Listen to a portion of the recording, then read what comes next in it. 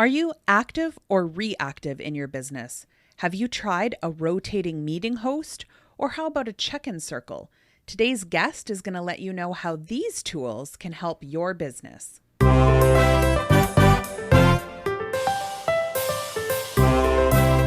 Welcome to Fox Talks Business Podcast with your host, Tanya Fox.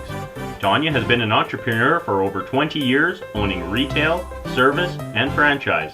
She holds no punches and is never afraid to talk about the nitty-gritty. Together, you'll explore the good, the bad, and the motivational of business life, turning obstacles into opportunities and failures into successes. So grab your favorite drink and let's have some fun. Here's your host, speaker, crafter, and collaborator, Tanya Fox.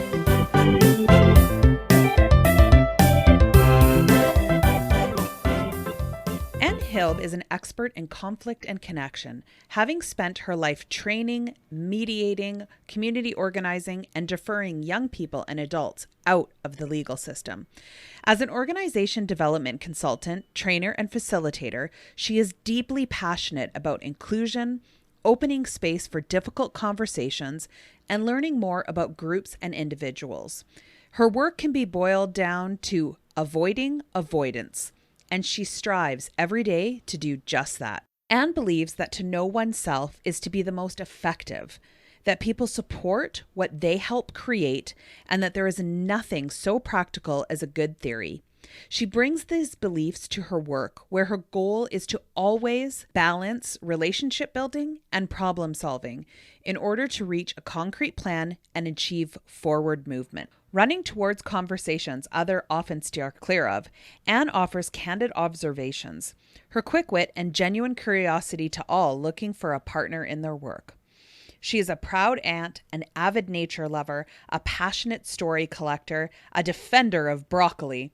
Anne is the founder of Greymake Consulting LLC and holds a Master of Organization Development from the American University. Now let's jump into this episode. So thank you so much for coming on the show today, Anne. I'm so excited to have you. My pleasure. Thanks for having me. So tell everybody a little bit about your background and how you got to where you are, because it's quite an interesting story. Sure. Yeah. Well, I think there are sort of always two stories, right? There's your professional way, and then there's your coming of being way, right? So for me, I think my way of getting here was set as a kid, right? I think we always ask folks, tell me what you did for fun when you were a child, and that sort of tells you a lot about what you should be doing for a career. And so for me, how I got here, I think really started in childhood without me realizing it. I'm the daughter of three amazing parents, and also at the same time, those parents who are wonderful are not all natural or even unnatural listeners. um, and they are all of different religious backgrounds and political backgrounds, and that means a lot of value clashes, as you can imagine. And at the same time, they taught me a lot about how to be different, and that difference wasn't good or bad or right or wrong, and that we could hold those tensions. So my two parents my biological parents are divorced. That's why I have a bonus parent. And I thought my parents did their divorce beautifully, but that taught me a lot about kind of going back and forth in difference. And then that made me sort of the peacekeeper in some ways. I learned mediation before I formally learned mediation.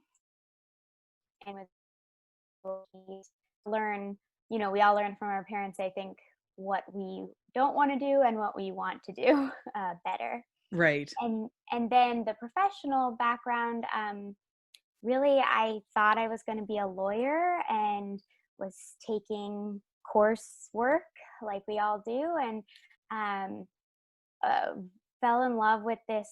We had the choice to take a mediation course or to write a 10-page paper on an NGO, and believe it or not, everybody else except two of us chose to write the 10-page paper, and I took this certification course and started mediating in college.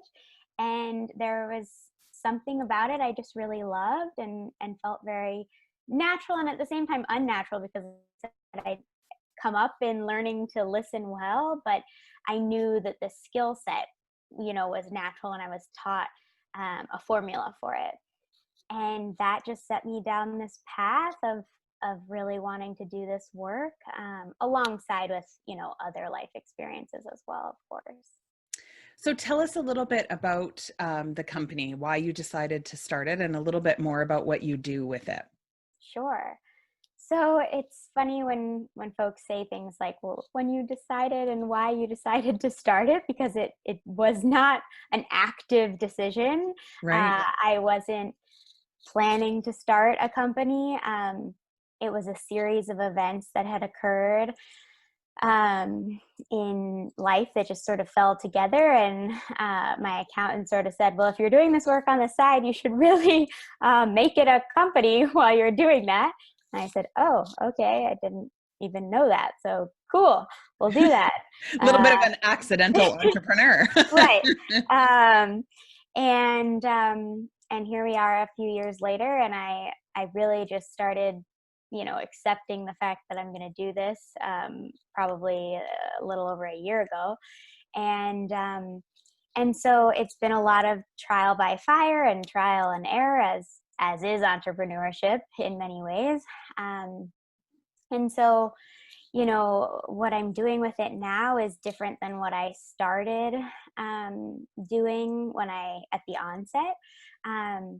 But essentially, it's iterated as I say, but we're focused now on a lot of workshops, retreats, which of course all of this, like most folks' work, is very different in the era of COVID than it was pre-COVID.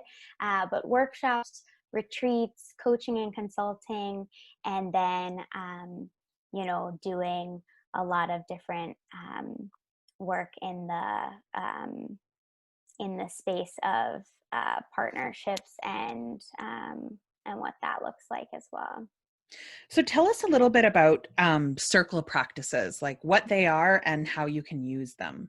Sure. So my work is, I'm an organization development practitioner, and at the same time, the focus of my work is conflict and repairing harm. So I came to this work specifically from a background in restorative practices. And so a circle practice is a tool that you use in restorative justice that a lot of people know really in the criminal legal space. And so I'm excited about those fields coming together, because circles, I see the new frontier of alternative dispute resolution. So I mentioned that I started as a mediator.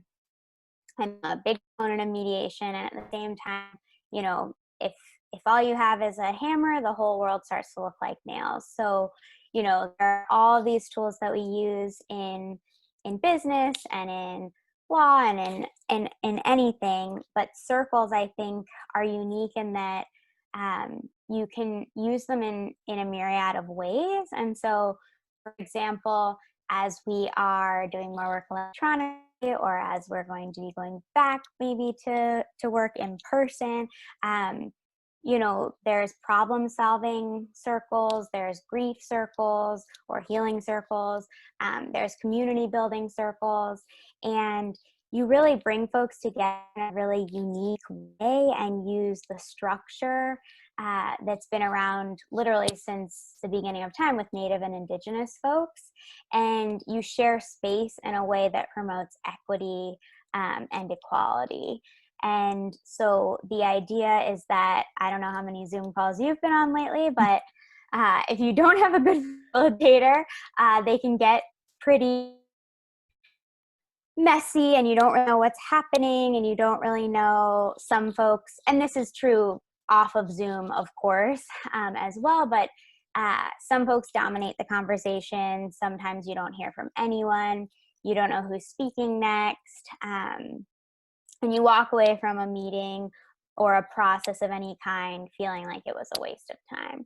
And so what I really love about Circle is that it's very clear cut and very much So because it's values driven, so you've decided together how we're going to behave as a community, and it really goes back to, from an organizational standpoint, like kind of in line with what we said our mission was, what we said our values were, or are rather, with what we said we wanted to deliver on. And it just really keeps folks secure in, what are our roles, what are our goals, how are we going to reach those. So in Circle, what's really beautiful about it is, you can change up the way you do it. There's a lot of flexibility in it, but when it's more traditional, you use something called a talking piece, and whoever's holding that talking piece is the person to speak, and those who are not holding the talking piece are invited to listen. And it's really empowering because it leaves it so that when you're not holding the talking piece, you're not worrying about responding either. You can just let that go. And then if you are holding the talking piece, you feel a lot of empowerment, and it puts everyone, when you're sitting in a physical circle, you have dismantled hierarchy. So it takes away the need for those who are in a position of power over others to feel that they maybe have to have all of the answers.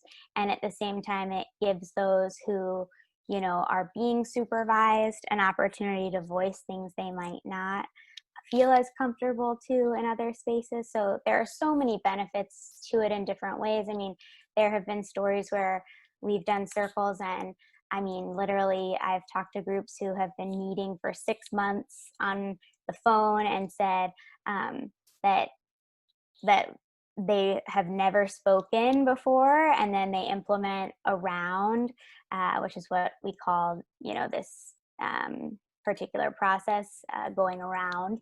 And that's the first time that someone might speak for the first time after they've been meeting for 6 months. That to me is just outrageous. Or that an introvert feels just so much better when they know that it's going to be their turn and that they're not going to be interrupted. It just alleviates a lot of stress. Or a lot of questions I get are from supervisors, or, this is used a lot in the public school system, questions about, well, if I use this process, is it going to mean that I'm, seen as, not showing my authority, or not am I going to look weak? When in fact the opposite has been shown, that they actually are, that vulnerability, we know, actually is shown to increase respect and the assessment of power, and increase voice, and of course all those good things we want to look at, like retention and community building and belonging. So there's a lot of, there isn't enough data yet, because it's hard to collect data with humans, but little studies they've done, like when you do a quick check-in circle before a surgery, for example, where you have doctors and nurses, and you just do a check-in about anything we needed to know before this surgery. Nurses and techs have been able to voice things that have made the incidences of post-surgery, problems like cases of infection and things like that decrease exponentially, because they were afraid during surgery to go against the power dynamics in the room. So lots of amazing work has come out of it, and just relationship building. And I think one of the things that you said is really key is that when you're listening to somebody, quite often, especially for those people that are entrepreneurs or have an employees, you're always thinking of how you want to respond to that question or the answers that you're going to have. And I like the practice of not having to worry about having to respond, because there's no response necessary. It's just taking everybody's information in. And I think we're coming into a day and age where employees want to be heard. They want to feel like they are contributing to the company and they're moving the company along, but they need to have that voice. What is a tip that you could give somebody, say, from, if they're just working with somebody, so like an employee based kind of thing, if they want to be heard or want to sort of use this, this type of practice, what's a tip that they could use to bring this to their employers or bring an idea up? Sure, yeah. Yeah, I think two things. I think, we all want to be heard, right? So it's not even just in the workspace. And it's always incredible to me working with groups over time, like seeing that aspect of EQ increase is incredible. Like I have been hosting a women's group just at my home because I think to do any work, you have to practice it yourself. And for years, I've hosted this group once a month, and every time women join, it's amazing. Like we have a relatively new woman in the group who takes notes about what she's going to say because she has so much anxiety, and she's slowly starting to let that drop. So it's incredible how we just, as a society, are so concerned about what others will think of us, and that's a gift of letting that go.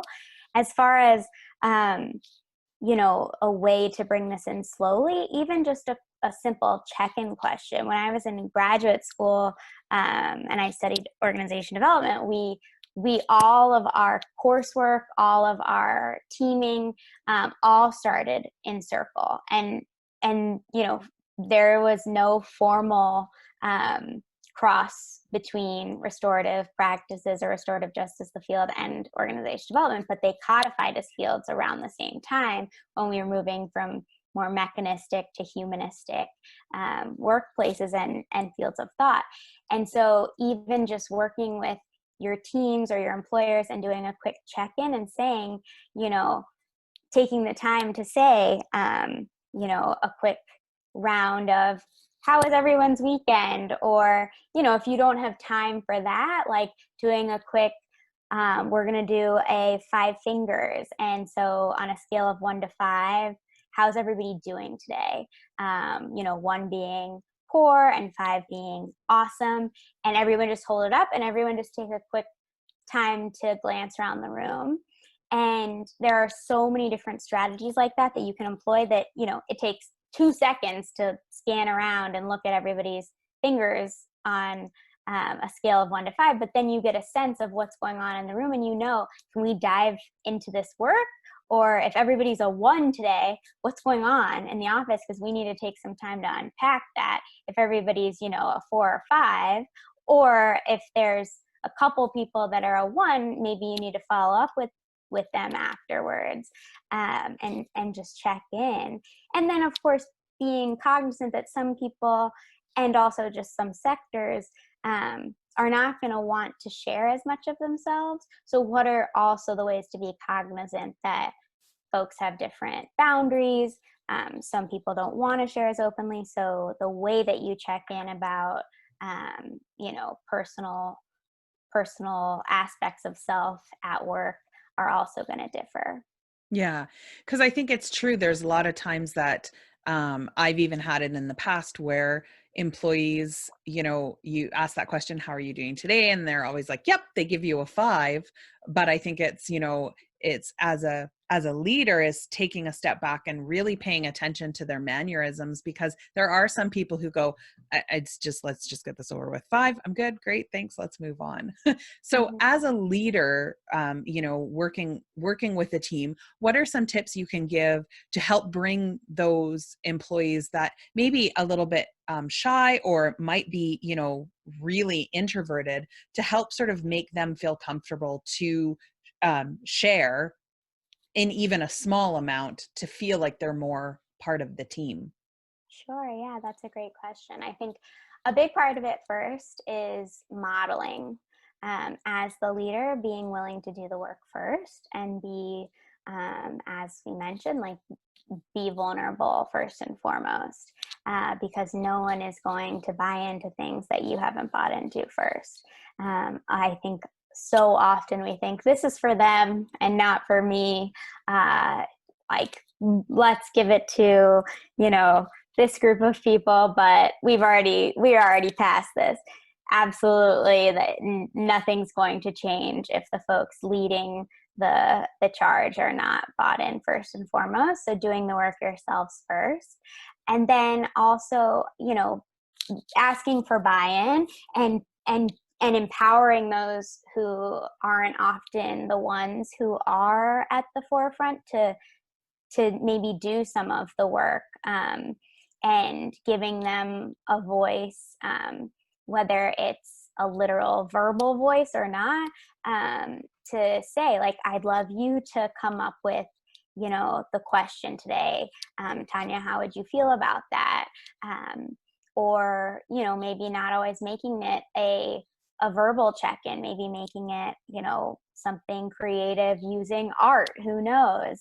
There are so many, like I said, ways to do this. And again, it also goes back to what kind of circle are you running as well, because maybe that person has a strength that they're really excited to share, and it hasn't been tapped or it hasn't been brought out in the community. It's a way to boost their confidence. So, for example, if it's a problem solving circle, maybe there's a way to bring them in when you're designing it and allow them to really shine there as well. I'm like a really big proponent of, even if you're not necessarily designing a circle per se, rotating leadership at meetings so that everyone gets an opportunity to facilitate things like that. But if it is a circle, same deal, asking folks to bring, sometimes you'll do a closing piece. And I think closing well in any type of meeting is really important. So asking that person to bring something to share, to be the closer, lots of different aspects. I think you can share the responsibility and the labor and let that person take on a leadership role of their own. And I think that it's such a great idea, especially, if you have a company that even has, employees or other people that you're working with, is when a problem arises, to allow the team to come together and find the solution, so that, one, it's not all on your shoulders as the owner, but also that then do you find that there becomes a buy-in with the employees when they've helped find the solution, that they're more vested in whatever that project might be? Yeah, absolutely. And I think that's a great point you bring up, is that, number one, a lot of folks will, because my expertise is particularly in conflict, folks will either tell me, oh yeah, we don't need you, we don't have conflict here. And that's either about embarrassment or just, well, we aren't there yet.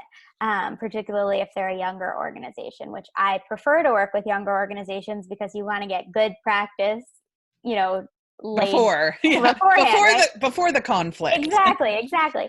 And so really the model should be 80-20. It should be that you are doing community building 80% of the time and being proactive. And then you should be doing, reactive work 20% of the time, because your conflict, your harm that you need to repair is happening only 20% of the time. If you have, that foundation built, it's so much easier to repair things when they go wrong if you've, laid a good foundation, right? If you build a house with a good foundation and, really good insulation and all these things, when you have to, my house is, almost 200 years old. And when I have a problem, when they remodeled it, they did all these like awful things. And so when I try to go fix a problem, it's like, it's not fixing that problem, it's fixing 6 problems, right? And so if you lay the foundation really, really well, then when you have to repair something, the foundation is really well laid, and the relationships are strong. So folks, for lack of better terms, give one another the benefit of the doubt to a certain extent, or they, extend, the best thinking so that they can work through things and repair better. And so, yeah, to your question about, like, do you find that folks can, repair the problem themselves? Absolutely. And I believe very much so in fair process and engaging folks and really trying to get them to the point where they can do as much of the work as possible, even if they don't agree with the decisions that the leaders make. Ultimately, if they have been brought in as soon as possible in a transparent way, to what's going on in leadership, the sooner the better, then they will respect the decisions that the leaders have made. And so, yeah, if they're bought in, same thing with even what I just mentioned before about, rotating who the facilitator is at a meeting. When people know, oh, wow, this is harder than I thought, they are much less likely to gripe about a meeting or gripe about a decision that was made about, simple things like the snacks in the break room or whatever cuts need to be made, because you give them the opportunity to try and sort through the decision making of what cuts need to be made or whatever it is. That's how we learn best how difficult the decisions are to make as a leader and how lonely it can be at the top. Yeah. And I agree with what you said about, especially like people not, like, especially with leaders holding in, what they call the bigger picture. So they make a decision, but then it's almost like that parent thing, right? Where they're like, I told you to do this. Well, why? Because I said so. Right. And I've always found that, whenever you know, when I started out and I had that mentality, it was very damaging for me because they wanted to understand the bigger picture so that they knew why the decision was made. And then once they understood that, then it was easier for them to go along with it and say, I understand why you made the decision that you made. And so I know that, some people might be listening and going, oh, okay, we'll do a circle every, morning and that's it. But I know there's so much more that's, entailed in that, especially if you have employees that maybe aren't wanting or are like, thinking this is crazy, this is woo-woo stuff, I don't want to do it. And so how can people connect with you to be able to, because you can help them facilitate this kind of mediation among getting the programs and stuff in place? What's the best way for them to get a hold to see if you guys can work together? Sure. Folks can certainly email me, reach out on my website. And yeah, I think you bring up a great point. Certainly there is a risk of folks thinking like, this is woo woo, this is too much this way, this is, and so the reason I'm so passionate about where this intersects with the workplace is that people are doing circles all the time without realizing them. And that's where I've been doing my research, is like, this is being done at Harvard, this is being done, at the Young Presidents Organization, this is being done, and this is being done in, the insurance industry all the time. We just don't call it maybe a circle. Right. I'm in a women's mastermind group, and we like do check-in, we throw a ball around at the end to check out, like, and no one thinks of it as woo-woo until you like start talking about the roots of it and you start talking about, but yeah, when you first explain it to folks, they can think, oh wow, that sounds a little weird, I don't really know about that.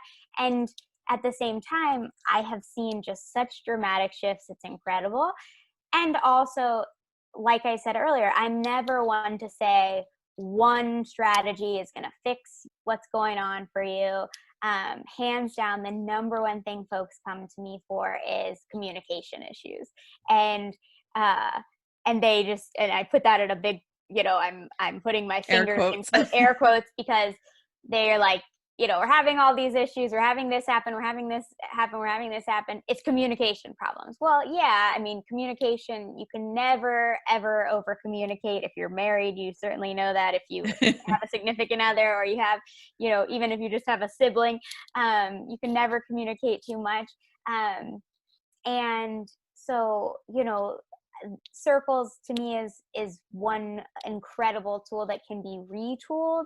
And also there are just elements of it that I think can be pulled out. So yeah, maybe you don't have time to have a formal circle every single day, but it's the pieces of it to me that are so brilliant, that just improve communication. And so for me, it's working with organizations to talk through, how can you really just look at what are your processes and where are you doing well, because using a strengths-based perspective, where can you build on what's going well, and also where are your processes potentially in need of a tweak because you haven't potentially considered the questions that are yet to be asked. So tell us about the events that you have coming up.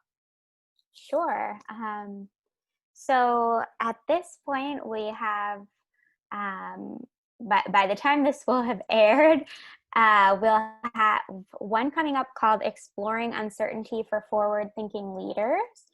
And that is June 18th. And our events are also on Eventbrite. So if you just type in my name, you'll see them all pop up. And then we will have already started our new program for Mastermind. But if you are interested in that, you'll see it on Eventbrite. So if that's something you want to be a part of, we're running some pilots for mid-level professionals to get a pipeline for folks who are midway in their career rather than just having masterminds for executive level folks. And then we're always adding new events to the calendar. And then, of course, we have our regular workshops available for folks who contact us. Awesome. Well, thank you so much for taking time today to speak with us and all of the tips that you gave. We'll make sure we have all of the links where everybody can find you on our blog post and at the bottom of this. So thank you again so much. My pleasure. Thank you. Thanks for having me. Conflict is something that you're going to have in every relationship, whether it be personal or business. And that's why I really wanted to have this interview with Anne to hopefully give you some tools that you can use to be able to deal with your employees and your partners in business in just a different way, and to help you to become more active instead of reactive in your business. Head over to our website at foxtalksbusiness.ca. Click on blogs at the top of the page, and you'll be able to find all of the links that you can get a hold to work with Anne or to even take some of her upcoming courses. I also want to know what your biggest takeaway was from this episode. So head over to any of our social media pages and let me know, what was your takeaway from this episode? Don't forget, you can always find me at 9:30 a.m. Mountain Standard Time every Tuesday on my Facebook and Instagram page, doing a live talking to you about collaborations for your business. I've been having so much fun the last 4 weeks connecting with entrepreneurs and business owners and even corporates on how they can use collaborations to better your business, especially during this time. I would love to hear your feedback and get your questions, so please come and join me if you can. And as always, no matter what you're doing, make sure you find some time to have fun. Because if you're not having fun, why are you doing it?